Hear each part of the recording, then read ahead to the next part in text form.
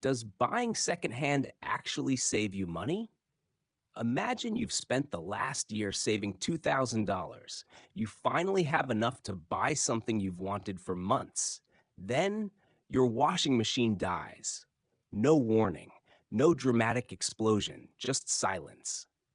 Now you have a decision: $900 for a brand new machine, $200 for a secondhand one. Would you spend $900 or just 200? Most people think this decision saves them $700. Ben did too. He was wrong. So that's it then. Buying secondhand is a bad idea, right? At first, it really did look that way. Weeks passed. The machine worked perfectly. Ben smiled every time he walked past it. Then, one morning, nothing. The repair cost $250. Ben paid it. A month later, another breakdown, another repair. Eventually, he replaced the machine anyway. $530 gone. And he still doesn't own the $900 machine he skipped. If he's honest, the expensive option would have cost him less. His savings fell from $2,000 to $1,470. Okay, so buying secondhand is a trap. Lesson learned. Except a few weeks later, Ben spots an old bicycle outside someone's house. Scratched paint, rusty handlebars, tiny price tag. He almost walks away. But something about it catches his eye. He buys it, cleans it, tightens a few bolts. 5 years later, that same bicycle is still carrying him to work every morning. No repairs, no surprises, just a cheerful little bell that's somehow become part of his routine. Wrong again.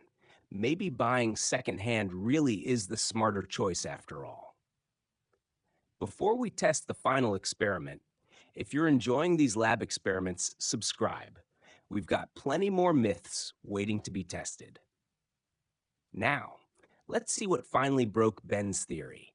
Just when Ben thinks he's cracked it, he finds his dream car. Luxury, beautiful, less than half the usual price. Have you ever seen a deal that looked impossible to ignore?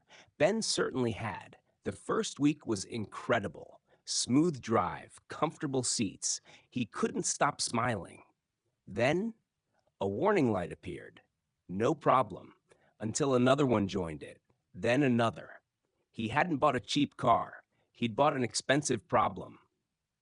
Just one payment at a time. The garage bill arrives. $1,800. Ben stares at it, then quietly looks across the room. Sitting in the corner is the empty space where his new laboratory machine was supposed to be. He never bought it. The repairs bought themselves instead. His savings went from $1,470 to negative $330. Ben didn't just lose money. He lost the thing he'd been working towards. Now nobody knows what's true, not even Ben. Back in Mold Lab, Ben pins every receipt to the wall: the washing machine, the bicycle, the car. He stands back, looks at the mess, draws lines between the numbers, circles, crosses out, starts again. He's not looking at the price tags anymore. He's looking at something else. One by one, he writes a second number beside each purchase, not what it cost to buy, what it actually cost him in the end. Then he circles one word: not price, total, and suddenly, everything clicks.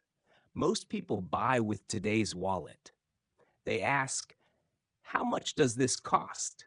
But the smartest buyers ask a different question: how much will this cost me over the next 5 years? Because sometimes a $900 washing machine is cheaper than a $200 one. Sometimes a rusty old bicycle is worth every penny. And sometimes the cheapest luxury car turns out to be the most expensive thing you could buy. The price tag was never the full story. It was only the first chapter. So, remember the first question? $900 or 200? Now ask it again. Knowing everything you know now, which one would you choose? The answer might save you far more than you think.